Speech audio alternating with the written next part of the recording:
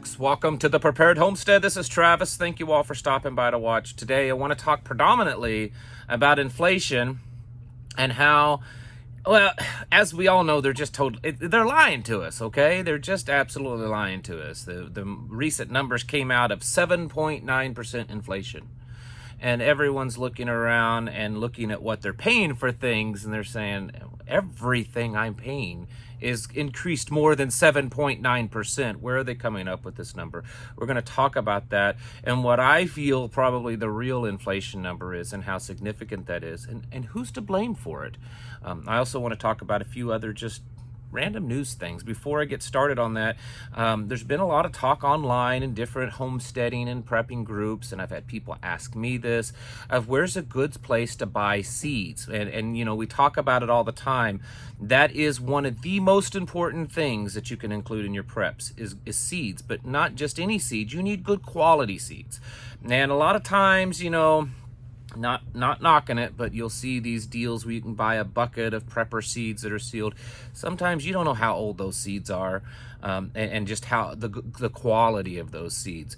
So you need to find a good source. And over the years, I've bought from many different places, but I'm telling you, my favorite is a company called True Leaf Market. Their packaging is amazing, their customer service is amazing, their quality, their prices are very good, and most everything they sell is, you know, organic type stuff. It's non-GMO, which most seeds are, and most of it's all heirloom, but it's really good quality stuff. And I'm telling you, if you're looking for a good place to buy, they're not part of the big Monsanto consortium. And this is what you would get if you order something in the bulk, because you can order stuff in various sizes. But we have been purchasing with True Leaf Market for a while, even before I came on as an affiliate with them, and I'll admit I am an affiliate with them.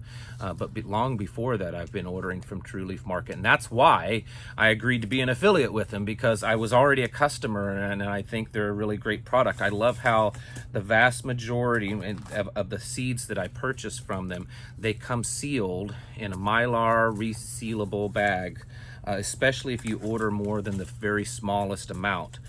So like this here, this is a type of basil, and so is this. You know, we keep our seeds in little boxes like this in a bigger container, and so that you get them in the Mylar sealed, and then this is also Mylar lined, sealed. As you can see, it's a Ziploc type seal, so once you tear it open, you can reseal it. I love it. It's one of the few products that I mention on here that I really love. I mean, and I'm a seed guy, I'm a garden nut, I'm an herbalist, and so, you know, this is my geeking out area. But you know, if you're looking for a good quality company, great in just every aspect that I can think of, True Leaf Market, I can't say enough good about them. And there is a link down in the description below, and I'm telling you, with all the stuff going on, I suspect there's going to be a lot of people starting to buy more and stock up on seeds. We saw some seed shortages a couple of years ago at the start of the little pandemic stuff, and so I would not doubt it. I can't guarantee it, but I wouldn't doubt it if we could start seeing them sell out pretty quickly. So, and it's that time. I mean, if you don't have them, you should have really already purchased, but certainly start stocking up on seeds. All right, so let me preface what I'm going to say with this. I am not an economist. I'm not an accountant. I'm not some guru when it comes to financial matters, especially when it comes to, you know, the economic policies and how to figure things with the United States. I am pretty good at math. And before I entered into a career in law enforcement, I had gone to college and actually worked at a bank in commercial lending and stuff, and had considered making that a career path, but realized I wasn't too into sitting at a desk all day. Needed to be outside. So I do know a little bit. And when I see these numbers, and I know many of you have already thought this is not a news flash to you, I'll admit that when they come out and they say, you know, inflation it's risen to 7.9%. And everyone's thinking, well, my goodness, 7.9%. That's when you break that down to the actual price that you're paying. You know, are you paying 7.9% over what you were last year for gas? You're paying a lot more than that. Are you paying 7.9% more for a gallon of milk? No, you're probably paying more than that. Are you paying 7.9% more for a chicken breast or a hamburger or a can of green beans or anything? Are you paying more than 7.9% when you go and buy a pickup truck, whether it's new or used? Okay.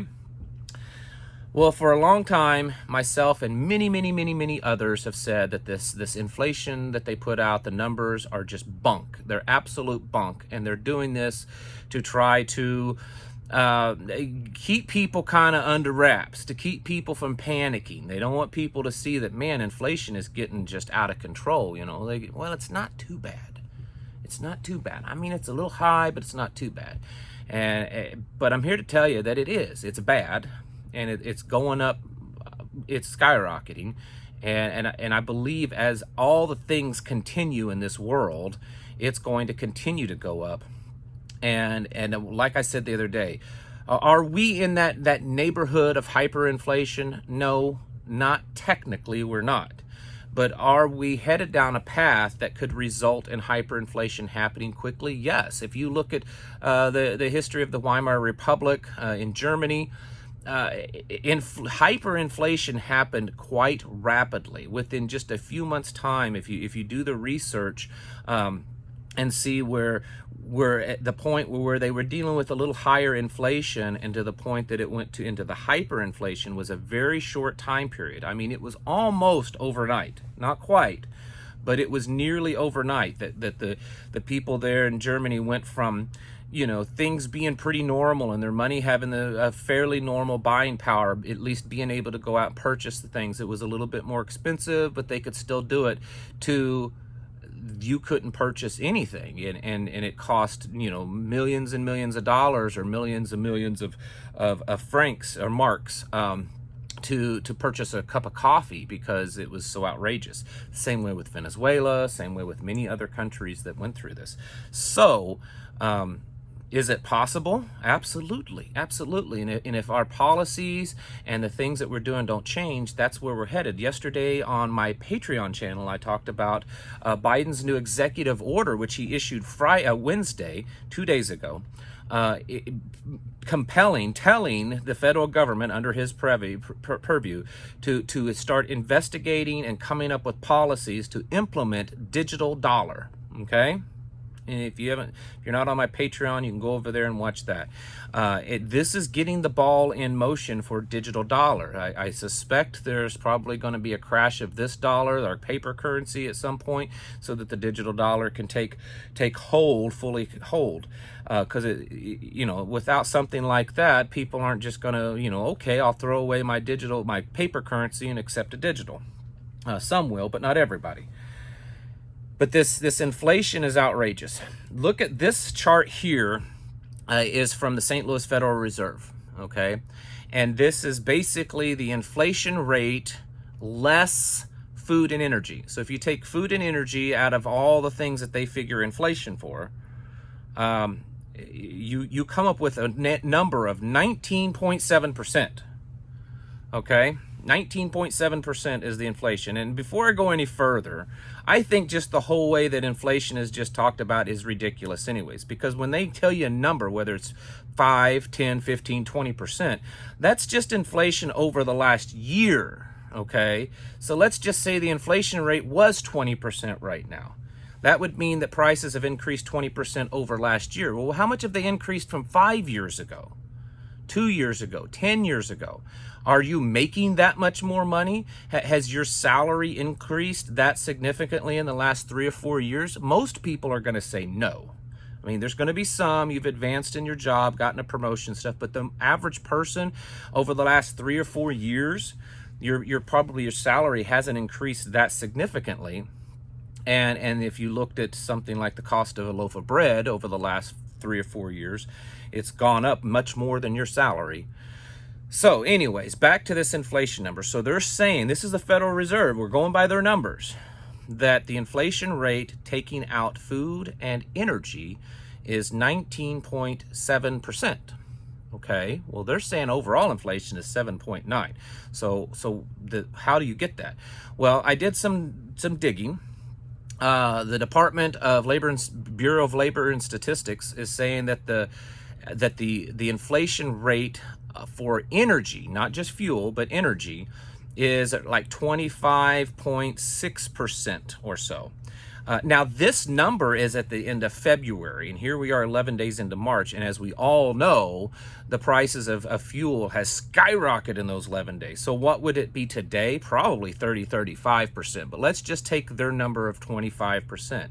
Now, what about food? Food is difficult to figure because it's hard to find a number on food overall. You can find, at home food, you can find restaurant food, and then when you look at each one, they only include like maybe meat and dairy, and eggs and maybe grains, cereal grains. But they don't really, I can't really find a complete, total, definitive number on what the overall grocery bill that you're paying for has increased. Because they're saying that the food alone is anywhere between, and the numbers vary, anywhere between 7.9 and 12%. But yet when I look at individual things, like say meat, it says it's gone up 20%. Or if you look at dairy, it's gone up double digits. Eggs, I think eggs had gone up like 30-some%. Every individual food item that I've looked up, the numbers of increase inflation was in the double digits. So I can't imagine how they're getting that the overall food number is only 7.9%. But even if that's true, and you take that number and with what they're saying, the inflation of energy, and add it to that original chart of the 19.7%, that's showing our inflation rate is somewhere between 17.7 and 19 and something percent. And that's the most conservative numbers that I can find. The most conservative numbers is between 17 and 19%. And you start looking at and you adding in what the individual costs, the individual inflation rates of food, you add in what the fuel has gone up since then, you're looking at somewhere in the neighborhood of 25+% inflation. Now, are you making 25% more than you were last year? Most probably aren't. Why has this gone up? I mean, are the people that are manufacturing this stuff, that can of green beans that you bought, are the employees that packaged it, did they get a 25% pay increase since last year, or the farmers or the farm workers? No. Why is it going up? Well, it's a way for them to steal money from you. It's another method of transferring of wealth. It's a form of taxation. And the people that are actually in the end getting that extra 25% markup or whatever it is, it's not you and it's not the other workers that are making that stuff. It's the people at the very top of the food chain. Okay, so all this stuff that's going on and the increasing of prices, it's just another form of transferring of wealth. Now, the president came out yesterday or today, and he claims that this is all Putin's fault. That's right. Inflation, high prices, it's all Putin's fault. Watch this little clip here of him talking about it. And at the end, he says, it's not the Democrats' fault. It's Putin's fault. And don't tell me gas prices rose because of the American Rescue Plan. The San Francisco Reserve, Federal Reserve, analyzed this, and other outfits confirm the rescue plan contributed to 0.3% of inflation. 0.3 inflation. They're the facts. Democrats didn't cause this problem. Vladimir Putin did. See? It doesn't matter that this has been going up for over a year or so. It doesn't matter. It doesn't matter. It's not about shutting off pipelines and ending leases and things like that on gas. It's not about all the other shutting down of the economy and causing a backlog of the supply chain. That has nothing to do with it. It has nothing to do with it. It's all Putin's fault. You got to get that through your head. I mean, where apparently today they're meeting with some of the top TikTok creators. The White House is. The White House is meeting with some of the top TikTokers, you know, that Chinese-owned, communist Chinese-owned phone app that kids and millennials use, where they can, it's been proven that the TikTok is monitoring and taking data and collecting data on its users. Yes, that one. So these influencers that are ridiculous on there, the White House is meeting with them to give them updates on the war in Ukraine. And speaking of the war in Ukraine, while they're trying to say, there's a little spin that there's at least a couple of days ago, that they could possibly be close to some sort of ceasefire or peace negotiations. It doesn't seem like that's happening. In fact, France's President Macron said that he doesn't believe that's going to happen at all, and everything just seems to be escalating. Putin and the Russians are now outwardly saying that there were bioweapons labs in Ukraine, and that the United States was funding them and was part of it, and they've created such a stir that the U.S. has actually had to go on the defense, and the ambassador and other people are coming out and saying absolutely not. Now, you can believe what you believe, I can believe what I believe, but the truth is we don't have any actual concrete evidence of this, but I suspect that there's something in there. And usually how things go, that the truth is somewhere in the middle. So yeah, I think that there's something there. I don't think that that's the key reason of all this conflict. If you go back and you research the history of Ukraine and Russia and Europe, this has been going on for decades and decades and decades. I mean, this kind of stuff has been going on all the way back into the Middle Ages, actually. How Ukraine is kind of that gateway between the Europe and Asia.